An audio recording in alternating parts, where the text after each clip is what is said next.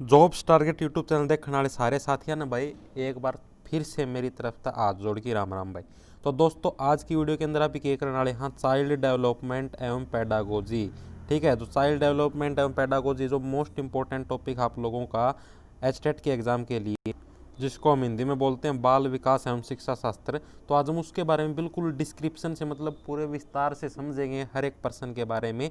ठीक है, तो वीडियो को भाई एंड तक जरूर देखना, वीडियो पसंद आए तो लाइक शेयर जरूर करना। पहला प्रश्न क्या है, अधिगम क्या है? अधिगम है क्या? अधिगम को इंग्लिश में क्या बोलते हैं? लर्निंग। ठीक है, अधिगम को इंग्लिश में लर्निंग बोलते हैं। और लर्निंग का मतलब क्या होता है? सीखना। यानी कि अधिगम का मतलब क्या हो गया भाई, कुछ ना कुछ आप नया सीखांगे। ठीक है, तो इसका सही आंसर क्या हो जाएगा? ऑप्शन नंबर बी, व्यवहार ज्ञान और कौशल पर तुलनात्मक स्थायी प्रभाव है अधिगम। मतलब कि व्यवहार, मतलब कि आपके व्यवहार के अंदर भी कुछ ना कुछ परिवर्तन होगा। ठीक है, आपके मतलब बाहरी वातावरण से आपके व्यवहार के अंदर भी कुछ ना कुछ परिवर्तन होगा, ज्ञान के भी अंदर भी कुछ वृद्धि होगी, कौशल के अंदर यानी आपके अंदर जो कुछ भी काम करने की क्रिया है उसके अंदर भी कुछ वृद्धि होगी, उसको हम अधिगम बोलते हैं। यानी कि आप प्रत्येक डेली कुछ ना कुछ आपके आसपास घटनाएं होती हैं और उनसे आप कुछ ना कुछ नई चीज़ सीखते हो, जिससे आपका व्यवहार अच्छा होता है, ज्ञान बढ़ता है और कौशल भी बढ़ता है, जिसे हम अधिगम कहते हैं। ठीक है, सबके समझ में आ गया अधिगम क्या होता है? एक और चीज़ मैं आप लोगों को बता देना चाहता हूँ, अगर आप में से कोई भी पीजीटी मैथ का विद्यार्थी है भाई, ठीक है, पीजीटी मैथ का विद्यार्थी है, तो वो भाई मिशन मैथमेटिक्स नाम का यूट्यूब चैनल है। ठीक है, उसको जाके सब्सक्राइब कर लो, वहाँ पर आपको पीजीटी मैथ स्क्रीनिंग के बारे में, ठीक है, पीजीटी मैथ का बिल्कुल बेसिक ऑप्शन वाले क्वेश्चन, सभी तरह के प्रश्न, मतलब टेस्ट सीरीज भी हैं, सब कुछ उपलब्ध करवाया गया है। डिस्क्रिप्शन में मैंने उनकी वीडियो का लिंक भी डाल दिया गया है। ठीक है, मैंने उनकी वीडियो का लिंक डाल दिया, आप लोग देख के जाके देख लेना, कंटेंट बहुत अच्छा है, आपको ज़रूर पसंद आएगा। अगला प्रश्न क्या है, कोहलबर्ग के अनुसार एक बालक के नैतिक विकास के कौन से शहर में वह नैतिक मूल्यों का आंतरिकरण प्रदर्शित नहीं करता और बालक के नैतिक तर्क बाहरी पुरस्कार और दंड से नियंत्रित रहते हैं? तो इसने ये पूछा भाई कौन से समय के अंदर, मतलब कोई भी बच्चा होता है उसके कौन से समय के अंदर जो उसके जो नैतिक मूल्य हैं उनका आंतरिकरण प्रदर्शन नहीं करता। ठीक है, और नैतिक तर्क बाहरी पुरस्कार और दंड से नियंत्रित रहते हैं। यानी कि जो अगर बालक के ऊपर अगर हम कुछ भी प्रभाव डालते हैं तो वो जो उसके जो बाहर जो आप ही मतलब बच्चे को दंड देते हैं कोई भी गलत काम करने पर या फिर अच्छे काम करने पर उसको पुरस्कार देते हैं, तो वो उस चीज़ से नियंत्रित रहते हैं। वो कौन सी वो है नैतिक विकास की अवस्था, ये प्रश्न पूछा है इसने। जैसे अगर आप लोग अपने बच्चे को ऐसे समझाओगे भाई बेटा आज तुझे 10% याद करने हैं तो मैं तुझे हलवा खिलाऊंगी, ठीक है, तो इससे क्या होगा, बच्चे को पुरस्कार मिलेगा। तो ये मतलब ये कौन सी अवस्था है बच्चे की? तो इसका सही आंसर हो जाएगा ऑप्शन नंबर ए, पूर्व परंपरागत अवस्था बोलते हैं इस अवस्था को। ठीक है, और ये अवस्था कब से कब तक होती है?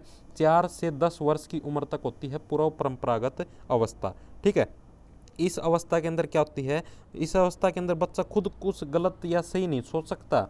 ठीक है, बच्चा मतलब बाहरी ये चीज़ों पर डिपेंड रहता है, जैसे कि भाई बाहर से अगर उसके ऊपर उसको कोई भी मतलब ऑर्डर मिलेगा, भाई तू ऐसा करेगा तो तुझे ऐसा परिणाम भुगतना पड़ेगा, ऐसा करेगा तो ऐसा। ठीक है, तो वो उसके भौतिक परिणामों के आधार पर काम करना शुरू कर देता है बच्चा, और इसको बोलते हैं पूर्व परंपरागत अवस्था। ठीक है, अगला प्रश्न क्या है, बालक की विवेचना, विवेचना को और शुद्ध हिंदी में बोलें तो तर्क, तार्किक नहीं है और यह अंतर्ज्ञान पर निर्धारित है, न कि व्यवस्थित तर्क पर। पियाजे के अनुसार संज्ञानात्मक विकास की अवस्था क्या कहलाती है? तो उन्होंने पियाजे ने ये बात बोली और ये पूछा भाई जो संज्ञानात्मक जो विकास है इसकी अवस्था क्या है, ये प्रश्न पूछा गया है। तो इसका सही आंसर क्या हो जाएगा? ऑप्शन नंबर बी, पूर्व क्रियात्मक काल है, ये पियाजे के अनुसार संज्ञानात्मक विकास की अवस्था कहलाती है। ठीक है, और ये अवस्था कब तक होती है? पूर्व क्रियात्मक काल की अवस्था कब तक होती है? 2 से 7 वर्ष तक की अवस्था को हम पूर्व क्रियात्मक काल की अवस्था कहते हैं। ठीक है, इस अवस्था के अंदर क्या होता है, बच्चा नई नई सूचनाओं को और नए नए अनुभव, नए नए एक्सपीरियंस को इकट्ठा करता है। भाई आज मैंने ये नई चीज़ सीखी, आज मुझे ये चीज़, इस नई चीज़ का पता चला, साइकिल को ऐसे चलाते हैं। ठीक है, तो वो इसके अंदर जो पहली अवस्था है ना उसके कंपैरिजन में इसके अंदर कुछ ज़्यादा सीखता है। ठीक है, और समस्याओं के समाधान के लिए मतलब वो ज़्यादा योग्य हो जाता है पहली अवस्था के कंपैरिजन में। ठीक है, अगला प्रश्न क्या है, अधिगमकर्ताओं की व्यक्तिगत विभिन्नताओं की पूर्ति के लिए निम्नलिखित में से कौन सा चरण वांछनीय नहीं है?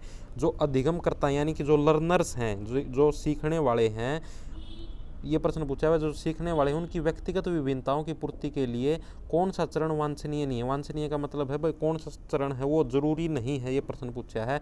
तो सही आंसर क्या हो जाएगा आपका? ऑप्शन नंबर तो इसका देखो क्या इसका ऑप्शन नंबर सी सही हो जाए भाई। सामाजिक आर्थिक स्तर की पहचान करना ये कदम है ये बिल्कुल गलत है। क्यों गलत है? क्योंकि जो आपका जो ये है, ये मैंने बोला था भाई कौन सा चरण वांछनीय नहीं है अधिगमकर्ताओं की व्यक्तिगत विभिन्नताओं के लिए। तो इसके अंदर देखो क्या है, व्यक्तिगत विभिन्नता का मतलब क्या है भाई, हमें व्यक्ति के बारे में ये जानना है कि भाई व्यक्ति की अध्ययन करने की क्षमता क्या है, व्यक्ति कितना अध्ययन कर सकता है और उसकी योग्यता क्या है। ठीक है, मतलब व्यक्ति के अंदर कितनी कैपेसिटी अध्ययन करने की। तो हम व्यक्तिगत विभिन्नताओं के अंदर हम लोग इस चीज़ को जानते हैं। ठीक है भाई, उसके अंदर कितनी क्षमता है अध्ययन की, ठीक है, और कितनी योग्यता है, ना कि ये जानने के लिए भी वो सामाजिक आर्थिक स्तर पर क्या है। ठीक है, तो ये इसके अंदर गलत हो जाएगा। अगला प्रश्न क्या है, निम्नलिखित में से कौन सा कथन चिंतन के विषय में गलत है। 4 ऑप्शन दिए गए हैं, ये प्रश्न पूछा है भाई कौन सा कथन है वो चिंतन के विषय के अंदर गलत है। चिंतन का मतलब समझते होगे, कोई भी आप लोग टेंशन लेते हो, ठीक है, तो उसे चिंतन बोलते हैं। तो ऑप्शन नंबर डी सही हो जाएगा। चिंतन और भाषा असंबंधित है, यह कथन है ये गलत है। ठीक है, क्यों गलत है चलिए जानते हैं। ये क्यों गलत है? क्योंकि देखो भाषा और चिंतन है ना वो संबंधित हैं एक दूसरे से, ना कि असंबंधित। जब भी हम कुछ ना कुछ चीज़ के बारे में अगर हम कुछ भी चिंता करते हैं, कुछ भी सोचते हैं, तो उसी के साथ हमारे दिमाग के अंदर भाषा प्रभावित होनी शुरू हो जाती है। मतलब अगर हम कुछ भी सोचेंगे तो अपनी भाषा के अंदर ही सोचेंगे। ये तो है कौन भाई, इब तारा कि मैं टेंशन हो रही है और तुम इंग्लिश का मैं सोचने लग जाओ, how I earn so much money, how I can this. ठीक है, तो तुम इंग्लिश में सोचोगे नहीं, अपनी भाषा के अंदर ही सोचोगे। ठीक है, तो चिंतन और भाषा है वो एक दूसरे से संबंधित है, ना कि असंबंधित। तो ऑप्शन नंबर डी इसका सही हो जाएगा। कौन सा कथन गलत है? Option number D. अगला प्रश्न के निम्नलिखित में से कौन सा पूरक अधिगम नियम थार्नडाइक द्वारा प्रतिपादित किया गया है। 4 ऑप्शन दिए गए हैं, ये प्रश्न पूछा है कौन सा जो अधिगम का नियम, जो सीखने का नियम हो, थार्नडाइक द्वारा प्रतिपादित किया गया है। तो इसका सही आंसर क्या हो जाएगा? ऑप्शन नंबर बी, बहु अनुक्रिया का नियम है, यो थार्नडाइक द्वारा प्रतिपादित किया गया है। क्या है इस नियम के अनुसार? देखो भाई, इस सिद्धांत के अनुसार क्या है, बहु अनुक्रिया के नियम के अनुसार जब भी हम कोई नया काम सीखते हैं, कुछ भी नई चीज़ सीखते हैं, तो हम उसके प्रति विभिन्न प्रकार की अनुक्रियाएं करते हैं। अनुक्रियाएं मतलब उसके बारे में विभिन्न प्रकार की रिसर्च करते हैं जिससे वो काम हमें जल्दी आ जाए। ठीक है, लेकिन उसके अंदर से जो सी रिसर्च मुश्किल हो जाएंगी उन रिसर्चों को हम छोड़ देंगे भाई। इन तरीकों से तो हम इस काम को सीख ही नहीं सकते। और जो सी रिसर्चें आपको आसान लगेंगी, ठीक है भाई, इससे हमारा जो ये लक्ष्य है, जो हम काम सीख रहे हैं, ये हमें आसानी से मिल जाएगा, तो हम उसको अपनाएंगे। तो इसी प्रक्रिया को बहु अनुक्रिया का नियम बोला जाता है और ये थार्नडाइक द्वारा प्रतिपादित किया गया। अगला प्रश्न के निम्नलिखित में से बुद्धि की कौन सी श्रेणी हार्वर्ड गार्डनर द्वारा उनके बहुबुद्धि सिद्धांत में नहीं सुझाई गई है। तो ऑप्शन नंबर डी सही हो जाएगा भाई। व्यवहारिक कौशल की जो बुद्धि की श्रेणी है उसको हार्वर्ड गार्डनर द्वारा उनके बहुबुद्धि के सिद्धांत में नहीं सुझाई गई है। तो ये क्या है व्यवहारिक कौशल, आइए इसके बारे में जानते हैं।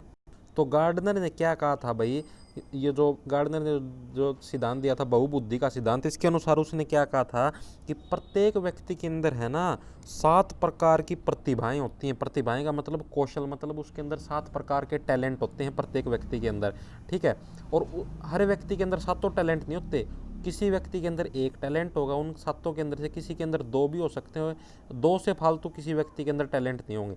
ठीक है, तो ये था गार्डनर का बहुबुद्धि सिद्धांत, जिसके अंदर क्या है, व्यवहारिक कौशल को नहीं सुझाया गया है। अगला प्रश्न क्या है, लिखित मैसेज निगम की कौन सी परिस्थिति बाल केंद्रित शिक्षा पर आधारित नहीं है।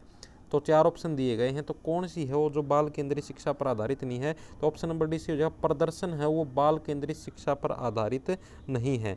कैसे नहीं है, तो अभी देखते हैं कैसे नहीं है। ये जो अधिगम की जो प्रदर्शन जो परिस्थिति है ना, वो बाल केंद्रित शिक्षा पर आधारित नहीं है।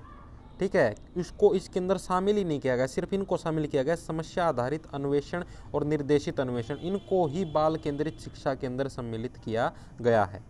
अगला प्रश्न क्या है, निम्नलिखित में से कौन सा आंतरिक अभिप्रेरणा का उदाहरण नहीं है। 4 ऑप्शन दिए गए हैं, ये प्रश्न पूछा है कौन सा है वो आंतरिक अभिप्रेरणा का उदाहरण नहीं है। तो इसका सही आंसर हो जाएगा आप लोगों का ऑप्शन नंबर डी, जो प्रशंसा है वो आंतरिक अभिप्रेरणा का उदाहरण नहीं है। आंतरिक अभिप्रेरणा क्या होता है, अपने आप में किसी कार्य या गतिविधि में अंतर्निहित पुरस्कार।